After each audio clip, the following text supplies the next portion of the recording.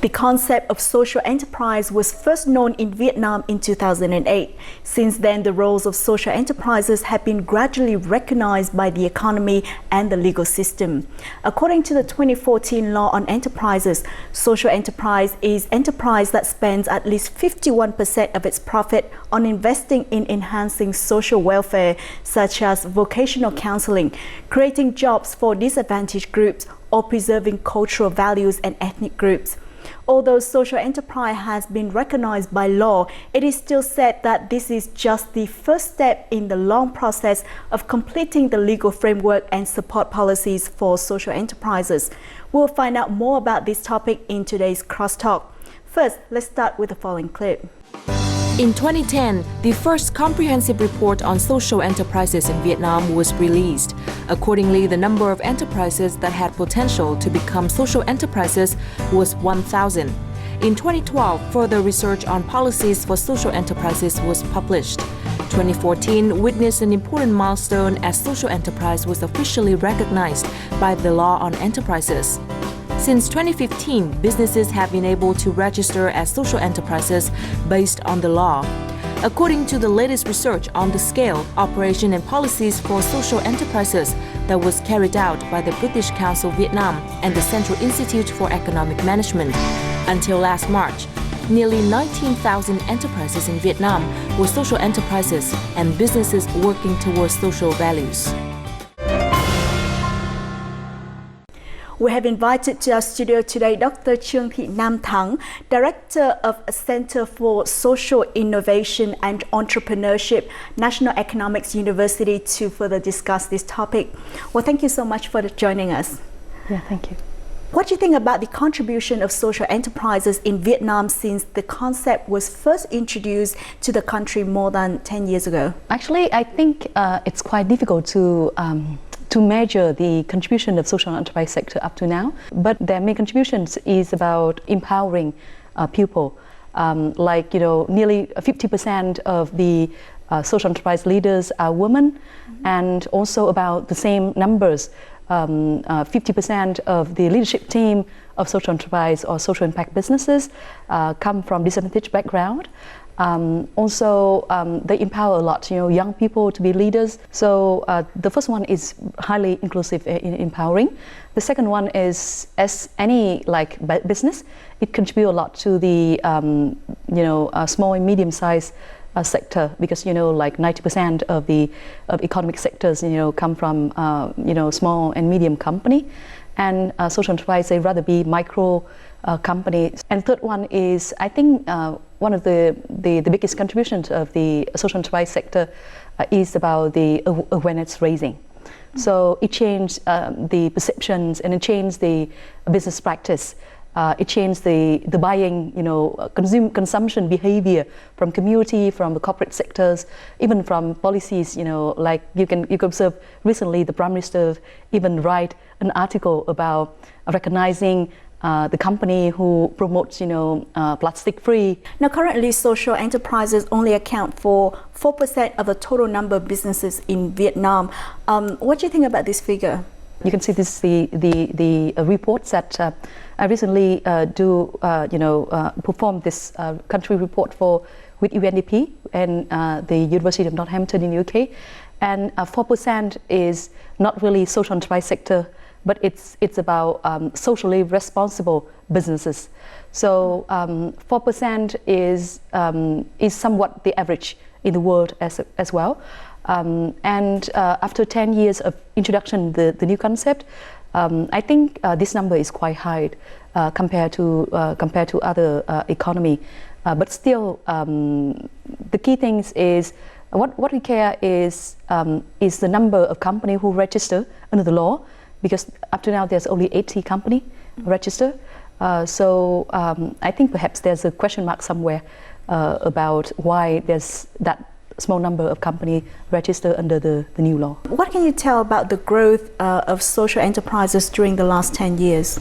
I think now the concept of social enterprise changed a little bit. Before, when we talk about social enterprise, we rather talk about, like the NGOs, non-governmental organizations. They they convert themselves into social enterprise to be more financially sustainable. But these days, social enterprise is rather, like business oriented. And we rather talk now about social entrepreneurship. That means even the commercial business or the business in general, they just embed that kind of entrepreneurship, social entrepreneurship or social innovation in their current business. They can run business similar to a social enterprise model. What areas are social enterprise in Vietnam focusing on, and what other sectors need more involvement from social enterprises, in your opinion? The social enterprise sectors now rather work on 3 areas. The first one is education sector, education and training sectors for disadvantaged people, and then based on the training skills that they get, they can have more employment opportunities. And the second one is about healthcare and well-being sector. And the third one is rather agriculture, sustainable agriculture sectors. I think this is the common practice in Vietnam for a commercial sector as well as social enterprise sectors, is a lack of focus on environmental issues. I think it's a must now. Everyone, including the social enterprise sector, need to focus on environmental issues. A regular restaurant has only 30 to 40 employees, but in this one, the number of staff is 400. That's because this is a social enterprise that focuses on vocational training for the youth. It has to pay full wages, benefits, and taxes. And the enterprise also has to be competitive when it comes to price and quality. The policymakers can help us to incentivize that by being able to give us some kind of incentives to ease that financial burden, so we can actually have a bit more money, funds. The definition of social enterprises in the law on enterprises has created more favorable conditions for companies like this to promote and receive support from other businesses. However, in reality, it's quite different. Tôi chỉ muốn là kiểu mình sẽ có thêm những cái chương trình, những chính sách nào đó để ưu đãi rõ rệt hơn, nó cụ thể hơn. Anh nghĩ rằng cái xã hội hiện tại cần rất nhiều thêm nữa các doanh nghiệp xã hội, vì không chỉ là con người, môi trường cũng sẽ bị ảnh hưởng rất nhiều nếu như các doanh nghiệp xã hội không có thể vận hành và phát triển được. According to experts, social enterprises in Vietnam operate in many forms, so preferential policies for them should be more inclusive. Tôi nói ví dụ như một cái trung tâm đào tạo mà họ cung cấp đào tạo cho người khuyết tật, và khi mà họ như thế thì cái ưu đãi mà họ được hưởng là sẽ nằm dưới cái ưu đãi của luật người khuyết tật. Mà thực ra thì cái sứ mệnh và cái mô hình hoạt động của họ là một doanh nghiệp xã hội, thì tôi kỳ vọng rằng là họ cũng sẽ có được những cái nhìn nhận dành riêng cho cái loại hình doanh nghiệp xã hội. Chính phủ cũng cần có cái nghiên cứu về mặt hỗ trợ chính sách, đặc biệt là liên quan đến thuế và cái cơ hội tiếp cận về vốn cho doanh nghiệp xã hội. Bởi vì cái tiếp cận về vốn cũng rất là quan trọng. Doanh nghiệp xã hội thì họ rất là yếu về mặt thông tin, và cái tài sản thế chấp của họ rất là hạn chế. Experts also suggest that there should be a system that provides a comprehensive set of information on all policies and incentives for social enterprises. What are your comments on the current support policies for social enterprises and their abilities to approach these policies? Yes, actually, during my research last year, by screening on the legal framework and supporting policies, beside the enterprise law, there's no specific supporting policies for social enterprise, but there's different related laws or policies that can support the sectors. Like we have the laws, some policies for the businesses that provide services in education and healthcare. So they get 0% in terms of VAT, or if over 30% of your staff are people with disabilities, you also get zero tax, income tax. Or if you invest in, like disadvantaged background area or people, you also get something like 0% of income tax for the first 5 years. Even if you run the model as a social enterprise, but in terms of legal framework, you register as cooperative. There's a lot of supporting policies for cooperative. So actually the key things is the access to the information that I have just said is limited. Actually, it's available, but the people who work in the social enterprise sector, they don't know that. I think it's quite common for business in Vietnam is a lack of legal knowledge. I think in order to promote the social enterprise sector, we need specific for supporting social enterprise, but there's a way to support the access to this kind of legal or supporting policies is really necessity. A common challenge for social enterprises is a limited capital, but they often have high operation costs compared to other businesses. So what measures should the state take to help social enterprises overcome this difficulty? Normally, social enterprise, the operation cost of a social enterprise is higher than commercial business because they are very inclusive. They employed and trained, all the disadvantaged background. They are not the most productive on the market, and they try to treat people with respect, even whoever they are. So it leads to the high cost. For sure, it's similar to other supporting policies. The government can support by provide free or subsidized training for social enterprise, or help to ease the access to land use or land rental or infrastructure rental, and also like interest rate lower than the other one. Employees of social enterprises are often disadvantaged group, as you stated before, with limited working skills and productivity. So what support mechanisms are needed to help social enterprises be more efficient? I also support social enterprise, and I spend a lot, like every Saturday of myself to support and build capacity of management for social enterprise. And I found that they lack business skill and management skills. The business, they need to be more entrepreneurial. For example, the human resource cost. So one of the human resource of the social enterprise is the volunteers. So they forget to utilize the volunteers. They can employ seasonal staff like accountant or marketing staff instead of employing the full-time staff. Many social enterprises, they work on handicraft sectors, and I think like for handicraft you need to be 100% by hand. But when I look at their production, for example, I see that there's some of the process, the stages of the production, they can automate it. They can automate the productions, and then it increases the productivity. This social enterprise specializes in comprehensive support for people with disabilities by providing training, job orientation, and an outlet for their products. Meanwhile, this technological company was established in 2013 with a view to saving time for passengers traveling coach. Despite serving different people, these two enterprises have one thing in common: creating values for the community. Sau nhiều các cái quá trình hoạt động thì bên mình cũng thường tổ chức các cái hoạt động, các cái sự kiện để gọi là thay đổi nhận thức của cộng đồng về năng lực của người khuyết tật cũng như là về vấn đề khuyết tật. Khi mà giải cái bài toán là xếp hàng mua vé cũng như là làm sao để mà có những cái vé xe giá rẻ thì nó cũng một phần nào đó hỗ trợ cho những cái cộng đồng. However, social enterprises and the business community that have an impact on society face many challenges in accessing loans or investment funds and balancing between profit and social missions. Therefore, it is necessary to develop an ecosystem for social enterprises. Hệ sinh thái đó không chỉ có nhà nước mà cần những cơ quan nghiên cứu, những cơ quan trung gian hỗ trợ, những tổ chức cung cấp vốn tài chính để hỗ trợ phát triển doanh nghiệp cùng chung một chí hướng. In recent years, subjects related to social enterprise have been included in curricula of some universities.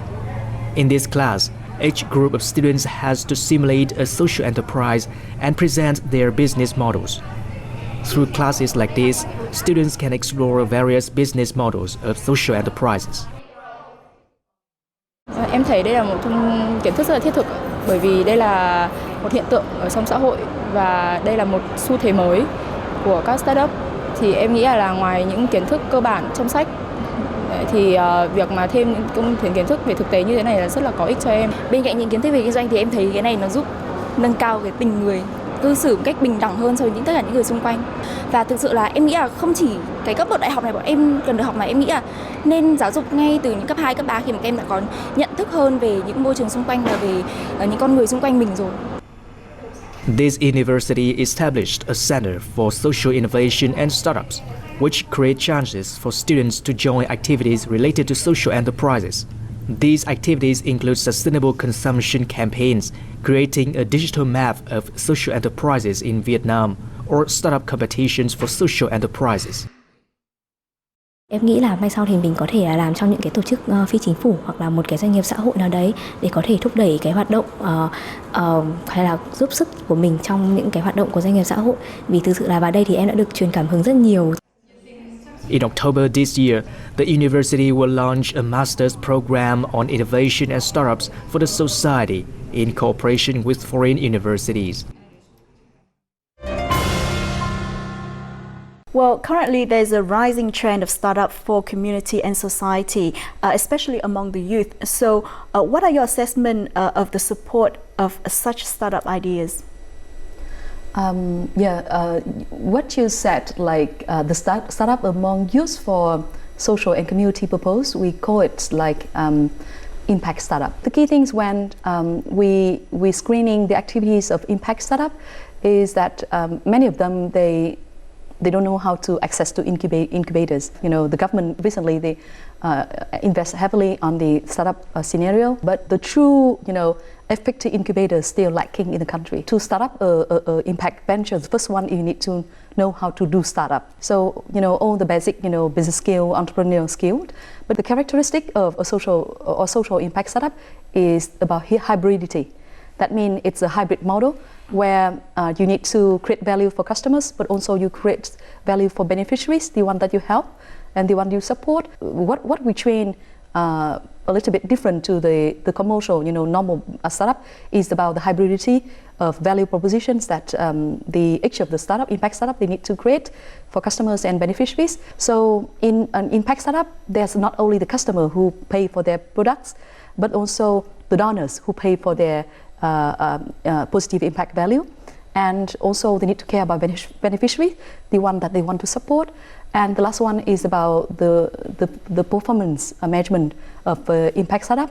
The performance of impact startup is measured not only by financial criteria, but also the social impact. How much and how many people that they can help, and how they change the quality of life of the people they help. Do you think that it's necessary to have an ecosystem of social enterprises in Vietnam, and what activities should be carried out to boost the development of this ecosystem? Because we have about 10 years of developing the ecosystem for social enterprise, and you can see like we are also in the startup nation period of the country. So there's already the ecosystem for social enterprise, including like policies, education training activities, we have incubators, we have intermediaries, we have impact investment fund. So everyone is trying to support social enterprise as an ecosystem. The only thing that we see is about synergy. Is that all these kind of efforts need to be connected. Can you give some analysis on the future trend of social enterprises and business activity for the society in Vietnam? It seems like there's two concepts here. The first one is social enterprise, and the second one is about the corporate social responsibility, activity of corporates. Actually, some multinational company like Coca-Cola they are doing is that they use the CSR fund of the company rather for charity activities, but they invest in the social enterprise.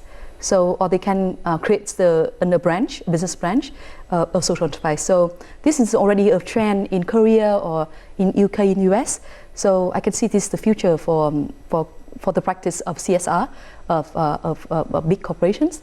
And for social enterprise, I rather think like the numbers will grow. Some of the universities see that this is the new trend and new opportunities, so we focus more on research activities. We develop the education program, like my center, we're developing the Master for Social Innovation and Entrepreneurship.